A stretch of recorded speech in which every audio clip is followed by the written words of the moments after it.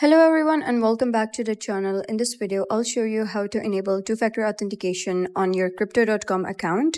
So to begin, open the Crypto.com app on your smartphone, and once you're on the main screen, tap the settings icon located on the upper left corner. This will take you to the settings menu. Scroll down until you find the two-factor authentication option, then tap on it.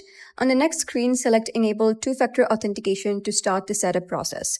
You'll now see a security key displayed on your screen. Before continuing, copy this key by tapping the copy icon beside it. Next, open your preferred authenticator app such as Google Authenticator or another authentication app of your choice. Inside the Authenticator app, choose the option to add a new account manually. When prompted, paste the security key you copied from Crypto.com and save it.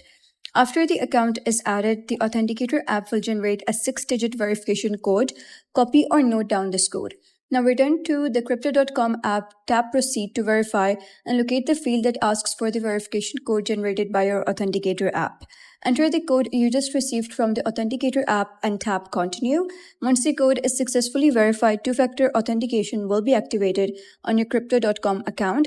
And that's it. You have successfully set up two-factor authentication, adding an extra layer of security to help protect your account.